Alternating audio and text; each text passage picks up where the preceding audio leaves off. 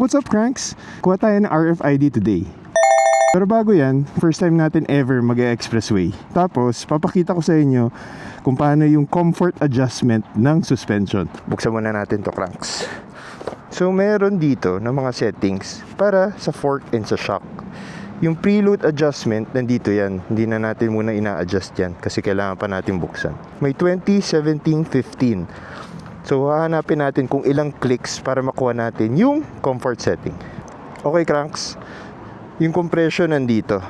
So, sasagad lang natin to the hardest level, to the left, ay to the right, tapos ikot natin. So, 1, 2, 3, 4, 5, 6, 7, 8, 9, 10, 11, 12, 13, 14, 15, 16, 17, 18, 19, 20. Dito, 17 clicks. So, ganun ulit. 1, 2, 3, 4, 5, 6, 7, 8, 9, 10, 11, 12, 13, 14, 15, 16, 17. Okay. Para sa suspension sa likod. Okay, Cranks. Para dito naman. So, ang starting point niya is parang nasa hard. Parang yung mga nandun sa fork. Tapos, 1, 2, 3, 4, 5, 6, 7, 8, 9. May click yan eh. 10, 11, 12, 13, 14, 15. Okay, Cranks. Ready na tayo mag-highway.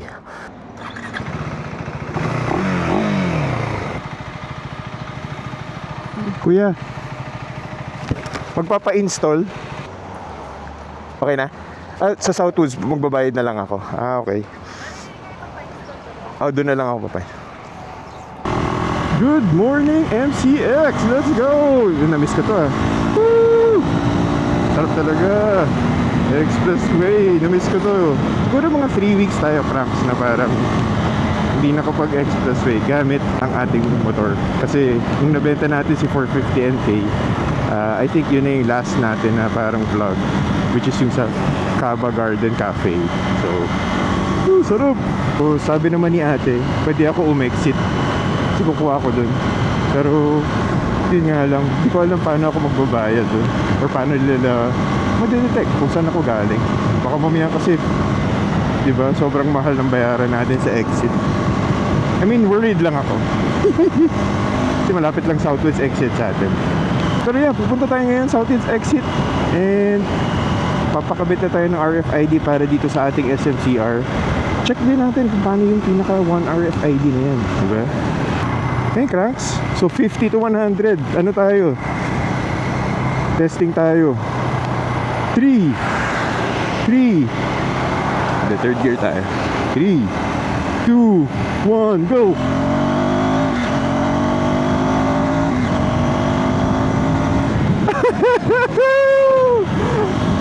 Actually, Cranks, itong SMCR 39, hindi pa siya naka ang daming lubak. Actually, itong SMCR 390, sabi sa akin ng kaso sa KTM Las Piñas na medyo pa siya, naka-adjust sa settings for break-in. So, hindi natin pwede yung full red line siya. Para siyang meron kang meron siyang, nafe-feel ko parang medyo may kinakap ka dun sa certain power band Sulit din yung pagpalit natin ng suspension kanina kasi ngayon, alam niyo naman tong S-Lex, medyo notorious sa mga maliliit na lubak, lalo na yung mga maliliit na humps na nagkukos ng death wobble, di ba?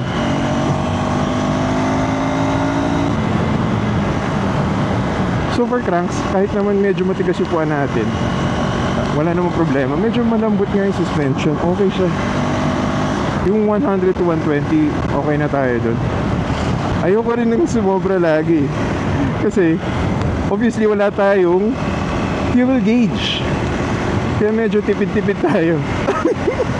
Excited lang ako, kaya medyo parang umahataw-hataw tayo. Gamit natin yung Red Bull Kini helmet. Na sa expressway tayo, hindi naman ganun kasama yung hangin, so hindi umaangat yung likod natin, ay yung neck natin. Ngayon, hindi ko alam paano to, kasi alam ko iikot tayo. Hey! Duke 390! Kasi wala tayong ticket Good morning, ate. Magpapakabit ako dun ng RFID. Pero kinuha na ako ng plakas sa may MCX. So ibig sabihin walang ticket? Wala pa eh. Hindi sila nag-ticket. Paano kaya? Taas or then kaliwa? Okay, kaliwa kagad.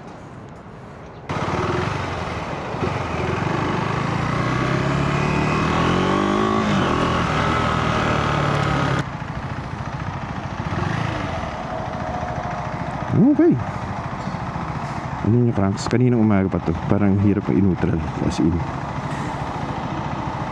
Ayun o. Wala. Ayan na.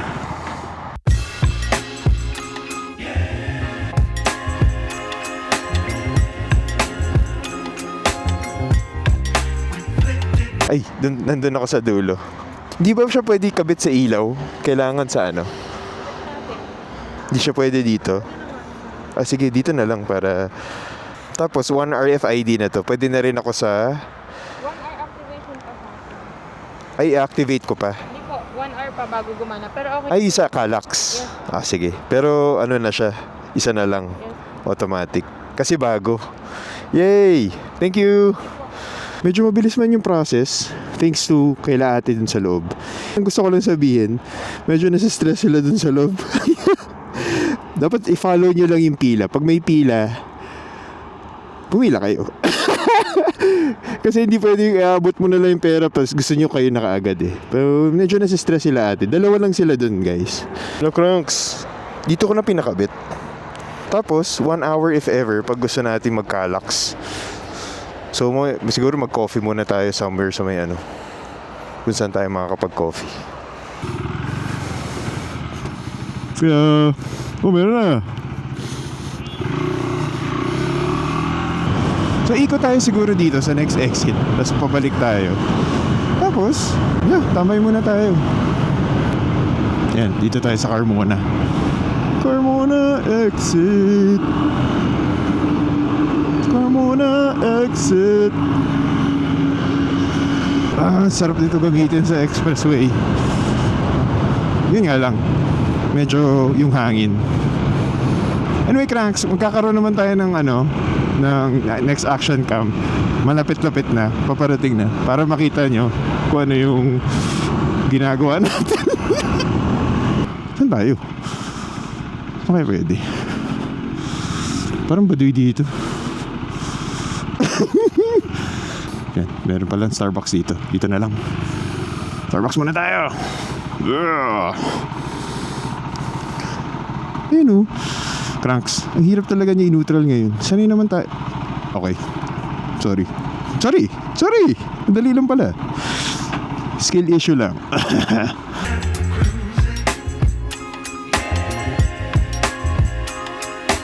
What is up, Cranks? Andito tayo today sa Caltex. Hindi ko lang sure kung saan banda to. Coffee muna tayo. Ang gamit natin today, ang ating Red Bull shirt, terno kay Kini helmet, as support kay Max kasi meron natin silang race sa Brazil. And, umpisa na natin ang ating pagpili sa pangalan ng ating SMCR. Pwede natin pangalan kay SMCR. Number 1, Pumpkin Spice. Crankzilla. Paprika. Bakit paprika? Carrot Rocket. Blippi. Mojako. Sunkist. Kiat. I'm not sure kung bakit Kiat. Baka mamaya bastos yun. Kasi parang meron siyang vibe ng bastos eh. Kiat. Number 9, Astaroth. And then number 10, OJ Simpson. And then 11, Cranky. Kaya Cranks, dito sa video na to, lagay nyo sa comment section kung ano yung medyo vibe nyo. Yan, yung list ngayon nandito sa screen natin. Thank you, Cranks, sa pagsama sa akin. First time ever gamit tong SMCR 390 na umikot lang dito sa may Southwoods at pabalik na tayo. One thing siguro, kung maglo-long ride is yung mga notes, syempre obviously wala tong windshield, talagang super exposed tayo sa wind. So, magja-jacket na tayo pag mga long ride. Pangalawa, walang storage. So, ayoko rin mag-top box eh. Ewan ko, Frank, sorry ah. Hindi ako fan ng top box. So, yung stamina natin sa pagbabackpack, matitry and tested natin. Pangalawa, yung ating biniling helmet, which is to, kung saan nakakabit yung ating camera, yung Kini helmet. Okay siya. Yun yung pinaka-importante sa akin. na pag kunyari umabot ka ng 100, 120 o overtake ka, hindi ka parang napapa-atras. And paalala lang, yung mga mag-1 RFID nakukuha na wala pang account yung papakabitan nyo, so automatic na siyang 1 RFID. Pero meron siyang 1 hour lang na parang leeway time para makapasok ka sa yung Calax, di ba? Yun yung easy trip. Anyway, Cranks, thank you sa pagsama. Kung hindi ka pa nakasubscribe dito sa ating channel na Crank Casual, just hit the subscribe button. Share nyo. Ewan ko kung bakit nyo share. And yeah, kita-kits ulit sa next vlog. Ang balak ko is if ever, kung maganda lang yung weather, punta tayo ng Kaibiyang. Testing natin yung ibang suspension settings kung sa banking ng konti. Di ba, Cranks? Anyway, Cranks. Peace!